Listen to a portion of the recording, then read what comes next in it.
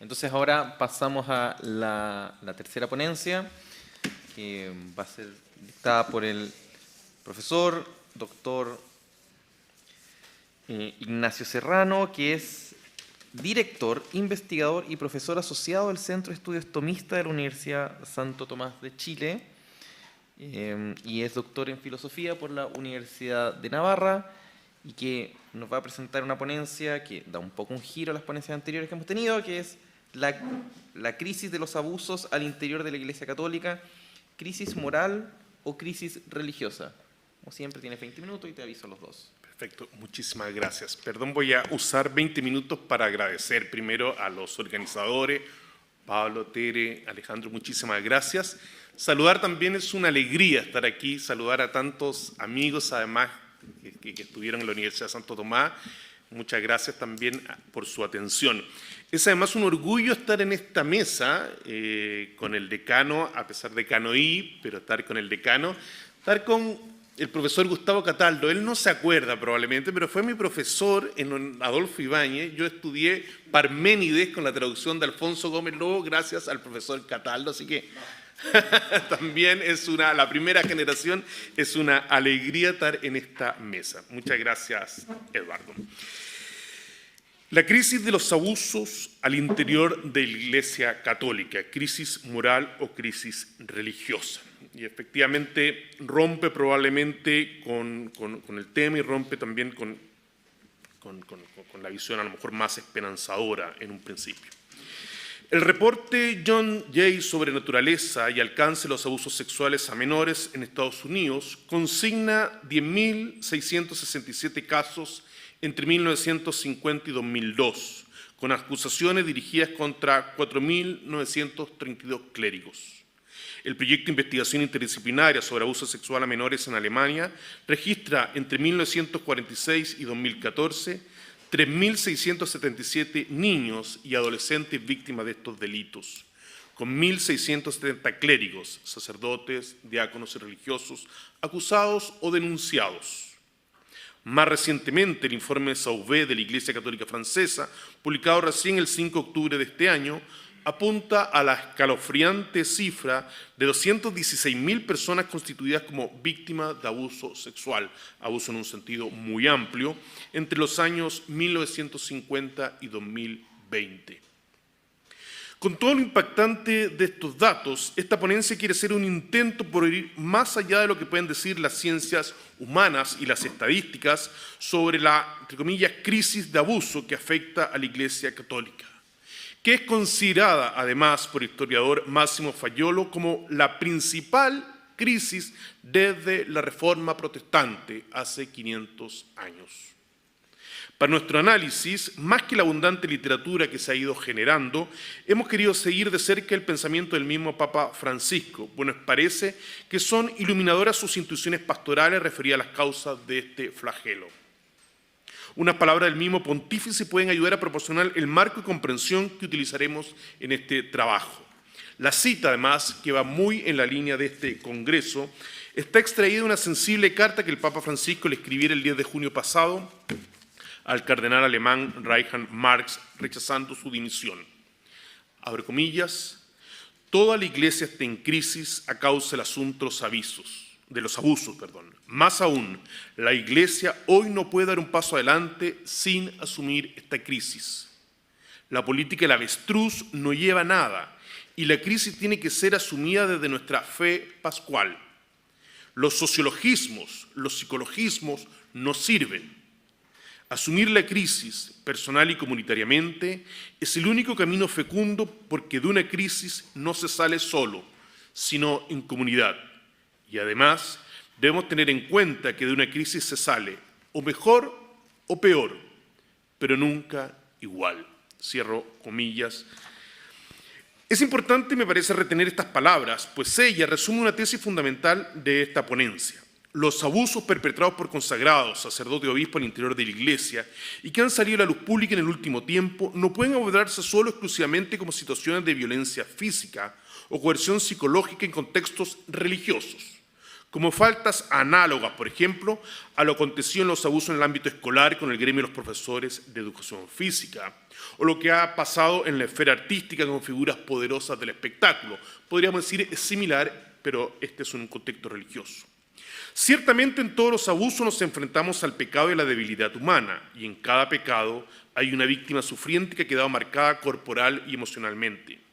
Sin embargo, en los abusos cometidos por individuos revestidos con una autoridad divina, es importante comprender que no solo se ha arriesgado el desarrollo psicológico de una vida humana, con todo lo dramático que esto puede hacer, ni significa únicamente un fuerte cuestionamiento a los estilos de liderazgo, sino que los abusos van a ir poniendo en juego nuestra comprensión vital de Dios, se debe defraudado el papel de los sacerdotes como mediadores del poder divino y se silencia la voz profética y el espíritu misionero de la misma Iglesia. De este modo, esta comunicación quiere mostrar que la crisis de los abusos es mucho más una crisis religiosa y eclesiológica que solo una crisis de madurez psicológica o formación moral de nuestros sacerdotes y religiosos. Primer punto, cultura del abuso y del encubrimiento. El primer punto para enfatizar dice relación con la caracterización que realiza el Papa Bergoglio para referirse a la crisis y los abusos al interior de la Iglesia. Aquí la expresión más frecuente que él utiliza es, entre comillas, una cultura del abuso y del encubrimiento. Según lo que conocemos, la primera vez que aparece esta frase se encuentra en esa célebre carta del 31 de mayo de 2018 que el pontífice dirigió precisamente al pueblo chileno que había visitado meses atrás. Esta carta, como se recordará, la escribió el Santo Padre después de conocer el informe de la comisión investigadora realizado por los sacerdotes Charles Cicluna y Jordi Bertumé, que recogía el testimonio de víctimas de abuso perpetradas por obispos y connotados sacerdotes en Chile. En ese texto, Bergoglio une en una trilogía que va a ser inseparable abuso sexual, abuso de poder y abuso de conciencia. Pues para su santidad, estos tres pecados forman parte de un mismo sistema o esquema que se ha colado en la Iglesia para transformar la forma de interactuar, de vivir la autoridad, de rezar, de hablar y de relacionarnos con el poder y el dinero. Más adelante, el 20 de agosto de 2018, vuelve a utilizar la misma expresión, cultura del abuso y el encubrimiento, en una carta general dirigida a toda la Iglesia. En ella aborda, entre comillas, el sufrimiento vivido por muchos menores a causa de abusos sexuales, de poder y de conciencia cometidos por un notable número de clérigos y personas consagradas. Importa reparar en este último texto, pues en él se nos brinda una pista que permite entender más profundamente a qué se refiere Bergoglio con una cultura del abuso. Inmediatamente, a continuación de las palabras citadas, el romano pontífice señala que deben hacerse esfuerzos por erradicar estas atrocidades propias de una cultura de la muerte. En un primer momento, la expresión es extraña, pues este término, cultura de la muerte, había sido usada por sus predecesores para describir el ambiente social favorable a males como el aborto y la eutanasia, llevados a cabo por el mundo secular.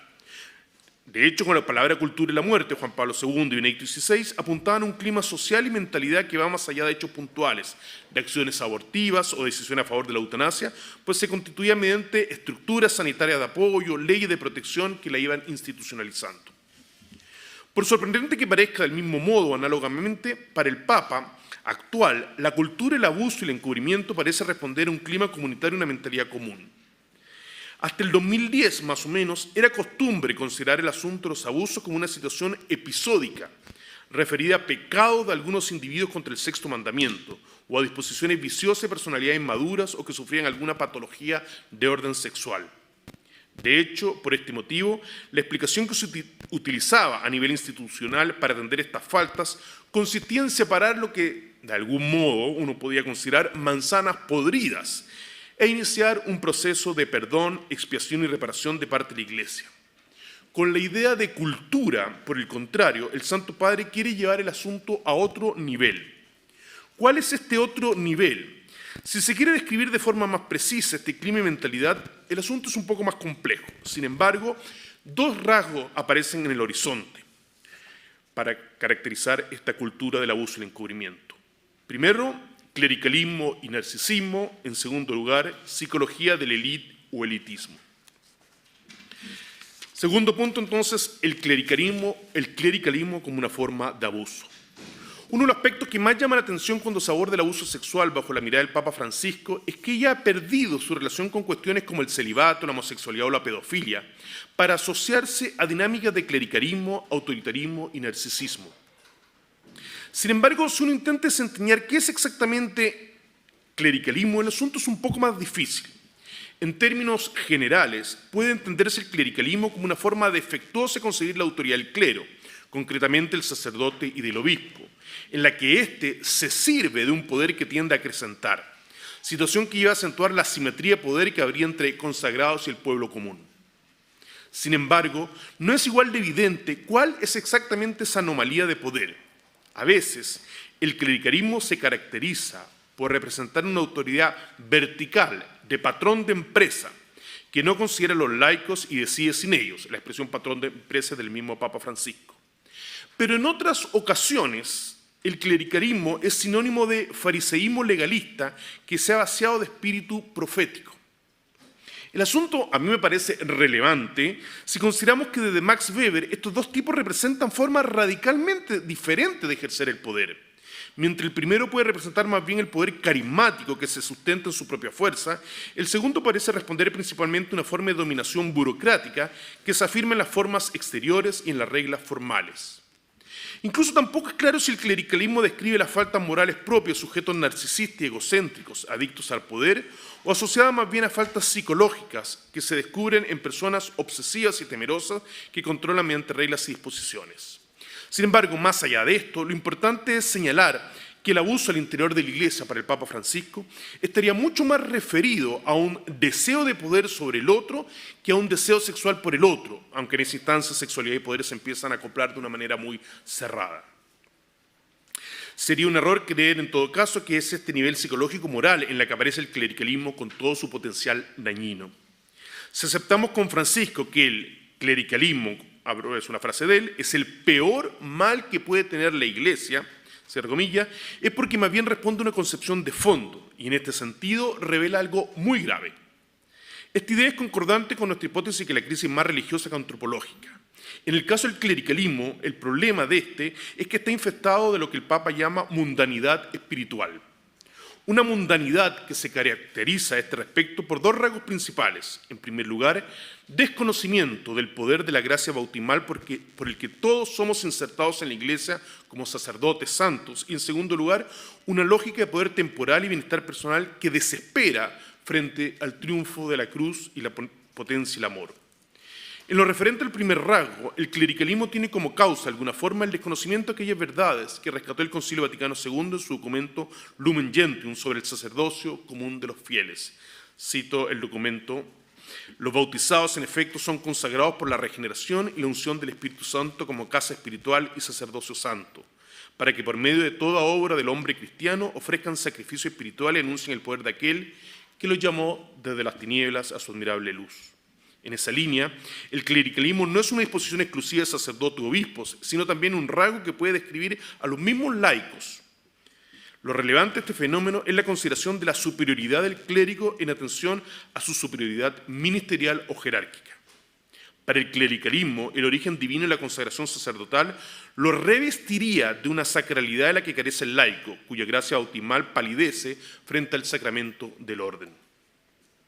Una cita del Papa: el clericalismo lleva a la funcionalización del laicado, tratándolo como mandaderos, coarta las distintas iniciativas, esfuerzos y hasta venimos a decir osadías necesarias para poder llevar la buena nueva del Evangelio a todos los ámbitos del quehacer social y especialmente político. El clericalismo, lejos de impulsar los distintos aportes, propuestas, poco a poco va apagando el fuego profético que la Iglesia toda está llamada a testimoniar en el corazón de sus pueblos. El clericalismo se olvida que la visibilidad y la sacramentalidad de la Iglesia pertenece a todo el pueblo, y cita el Lumen Gentium, y no solo a unos pocos elegidos e iluminados. El segundo rasgo de mundanidad que se revela en el clericalismo dice relación con el desconocimiento del sentido de la cruz como el signo del triunfo del cristiano. Para el clericalismo mundano, el poder se manifiesta como fascinación por mostrar conquistas sociales y políticas y una vanagloria ligada a gestión de asuntos. En ese ámbito, el clericalismo pierde su referencia con la idea de sacrificio y de entrega trascendente para quedarse atrapado en un inmediatismo ansioso por dominar espacios de poder. Una cita del Papa: se trata de una contraposición entre dos lógicas. La lógica mundana se apoya en la ambición, la competición, combate con las armas del miedo, del chantaje y de la manipulación de las conciencias. La lógica del Evangelio, es decir, la lógica de Jesús, en cambio, se expresa en la humildad y la gratuidad. Se afirma silenciosa, pero eficazmente con fuerza de verdad. Los reinos de este mundo a veces se construyen en la arrogancia, rivalidad, opresión. El reino de Cristo es un reino de justicia, de amor y de paz. Si nos limitamos al tema de los abusos, el primero que hizo la asociación entre clericalismo y abusos parece haber sido el sacerdote dominico Thomas Patrick Doyle. En un trabajo del año 2003 que se reproduce en todos los reportes sobre abusos a menores, él considera el clericalismo como una fuerza facilitadora de los delitos, pues este fomentaría un poder de seducción y relación de hechizo propio de los abusos de poder, de manipulación de conciencia e intimidad sexual, en los que el consagrado aparece con privilegios especiales por encontrarse más cerca de Dios a quien representa, y el seducido se muestra en su absoluta vulnerabilidad e infinita asimetría. Pero además, en segundo lugar, el clericalismo perpetúa una cultura del encubrimiento y la inhibición de la denuncia, en el que la víctima se siente él responsable de los delitos incurridos, pues estos no pueden responsabilizarse al sacerdote o obispo por su carácter sacro. Tercer punto, el encubrimiento como autorreferencialidad. Si el clericalismo presentaba alguna dificultad al momento de su precisión, la segunda variante escrita por el Papa Francisco como causa de los abusos es más compleja aún. Se trata de una cultura del encubrimiento. En este ámbito, uno estaría tentado prima facie a pensar en complicidades individuales que ocultaron los hechos, protegieron a los perpetradores de las supuestas infamias y desestimaron el testimonio de los abusados. Sin embargo, si bien estos son comportamientos que existieron y que terminaron aumentando la frecuencia e impunidad de los abusadores e intensificando el dolor y la impotencia de las víctimas, nos parece que la cultura del encubrimiento es un fenómeno mucho más complejo que hay que mirarlo más de cerca. En primer lugar, cultura del encubrimiento está relacionado con un servilismo del laicado latente también en lo que habíamos tratado como clericalismo. Se trata de describir la actitud pasiva de quienes no se han atrevido a criticar e interpretar las acciones de los clérigos, como si se tratara de un orden superior al que no corresponde censurar. En esa línea, una cultura del encubrimiento hizo relación con una errada comprensión eclesial, en la que se eclipsa la categoría de pueblo de Dios. El Papa Francisco ha hablado a este respecto de recuperar una iglesia profética y por tanto esperanzadora, una mística de ojos abiertos, cuestionadora y no adormecida, y en la que no se confunda dicha actitud con traición. En segundo lugar, y esto es un aspecto muy novedoso me parece a mí, cultura del encubrimiento es autorreferencialidad y psicología de la élite, la constitución de grupos sectarios que tienen sus propias prácticas y rituales, y en las que los miembros se constituyen según niveles de rendimiento. Son estos espacios los que borran la categoría de abuso de poder de conciencia sexual, pues no hay espacio para problemas de esta índole, lo que aparece cancelado, ocultado para evitar escándalo. En un célebre texto, Max Weber distinguió entre iglesia y secta. Mientras la primera es una institución que administra bienes religiosos de salvación a los miembros que se han acercado a ella, las sectas son asociaciones integradas por personas con altas calificaciones en sentido ético-religioso. Contra esta idea elitista que compara el progreso espiritual de sus miembros según el nivel de sacrificio y esfuerzo en un ámbito pelagiano, el Santo Padre ha insistido en la idea de una iglesia accidentada, más parecida a un hospital de campaña tras una batalla. Esto no significa desconocer el fundamento santo de la Iglesia, significa más bien evitar el lenguaje jurídico triunfalista de una sociedad perfecta que por su carácter espiritual se muestre inmune ante los males del mundo. En esa línea, también es un mal que debe ser superado la idea de que toda denuncia, especialmente en el ámbito civil, es una traición a la Iglesia. En esa perspectiva, esta crisis de abuso implica una pregunta eclesiológica, referida también a nuestra propia imagen sobre la Iglesia. En esta imagen, y con esto voy cerrando, surge además como un faro iluminador, me parece a mí, otra idea que ha instalado el Papa Francisco, que es la de sinodalidad. Es cierto que sinodalidad puede entenderse mal como una democracia al interior de la Iglesia, o peor aún, como una encuesta de servicios. Pero si uno revisa la declaración del Santo Padre, es mucho más parecido a una corresponsabilidad de los unos por los otros. Es además una corresponsabilidad que nace del fuego del Espíritu Santo, que nos invita a escucharnos, a una escucha entre obispo y sacerdotes, una escucha entre sacerdote y laico, y entre pueblo de Dios entre sí. Y en el caso que estamos abordando, escuchar también a quienes han sido vulnerados como hijos de la Iglesia. Esto implica bajarse, dar vuelta a la pirámide, como señalaba el Papa Francisco, para hacerse el menor ministro. Quiero finalizar con un testimonio que a mí, con algo que escuché, que me impactó mucho. Recuerdo a un obispo chileno, hace unos 10 años, que defendió en su momento la política de traslado que llevaba a cabo la Iglesia como medida contra los sacerdotes acusados, señalando, a modo de defensa, que no era el rol de un padre denunciar las faltas de sus hijos, sino que era esta tarea de los jueces civiles. Me parece a mí que esto no puede volver a repetirse. No porque un padre también pueda acusar a su vástago que cometió un delito, sino porque los hijos de la Iglesia son todos los que han recibido la gracia de Cristo, especialmente los que han sido vulnerados. Reconocer esa verdad es la esperanza a que nos puede conducir esta crisis de abuso, aun cuando eso confirme unas terribles palabras de Walter Benjamin, que dice, y con esto termino: se nos ha dado la esperanza para bien de todos aquellos que han perdido la esperanza. Muchas gracias.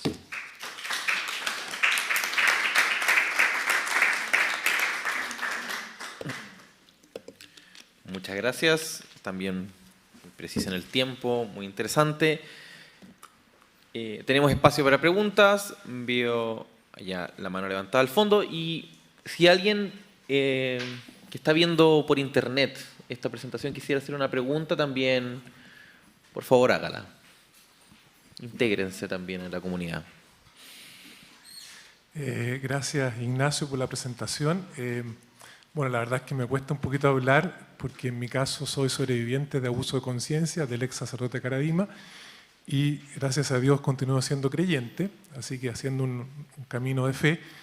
Quisiera, junto con agradecerte la exposición, agregar algunos puntos. Más que pregunta, es un complemento. Lo primero, tú decías con alguna cita, ¿no es cierto?, de una crisis que es muy grande y que en 500 años pareciera ser que es bastante evidente. Tal vez desde el punto de vista teológico, una cosa que está muy potente en esta crisis es el tema de la mediación.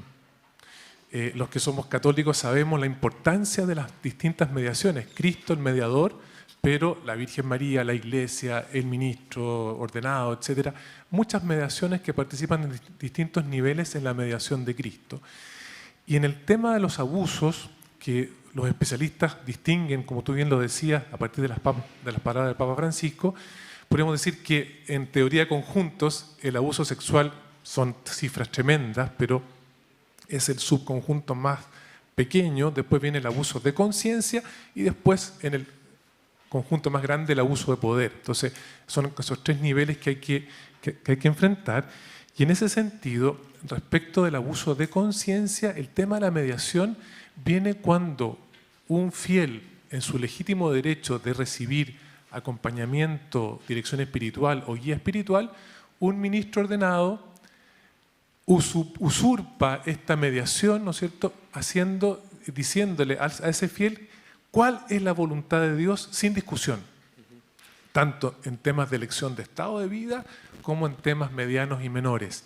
Y ahí, entonces, a ver que teológicamente reflexionar cómo ser mucho más ¿no es cierto?, una persona que se descalza ante el misterio de la mediación, de la voluntad de Dios. Justamente el Evangelio de hoy día habla de la casa construida sobre roca, que se construye sobre la voluntad de Dios, pero que el ministro ordenado, que tiene que tener ese rol de mediación, sea muy cuidadoso en acompañar, discernir, ¿no es cierto?, en el fiel cuál es la voluntad de Dios para ese fiel, pero no usurpar esa autoridad de Dios. Y termino con tu pregunta, ¿no es cierto?, de la exposición que dice si es una crisis moral o una crisis religiosa.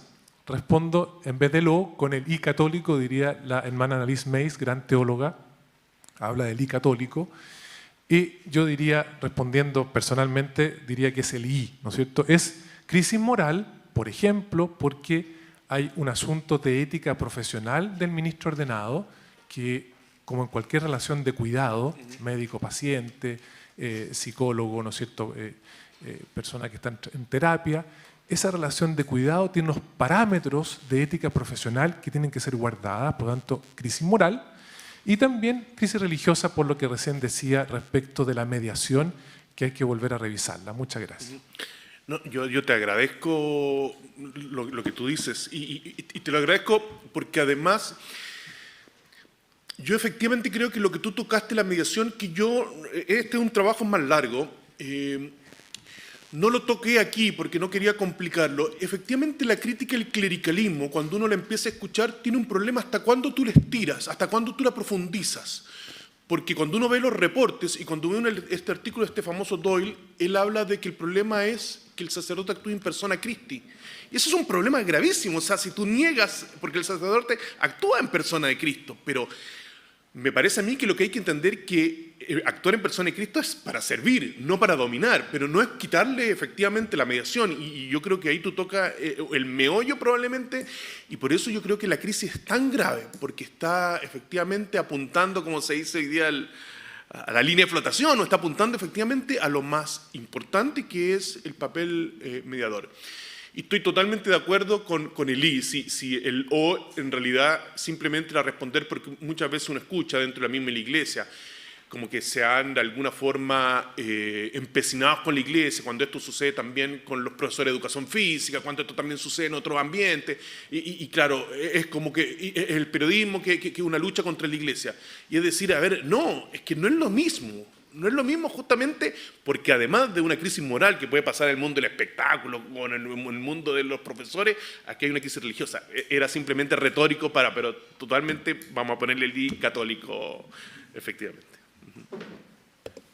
Muchas gracias. Otra pregunta, he visto el profesor Casanova y después... No, pero ya tienes el micrófono. Okay. Bueno, muchas gracias. Bueno, Ignacio, también te agradezco mucho tu trabajo, muy interesante tu análisis, reflexión. Por mi amor a la iglesia, durante mucho tiempo estuve buscando espacios de trabajo para pensar la crisis de los abusos al interior de la Iglesia Católica, así que me pareció muy interesante tu trabajo.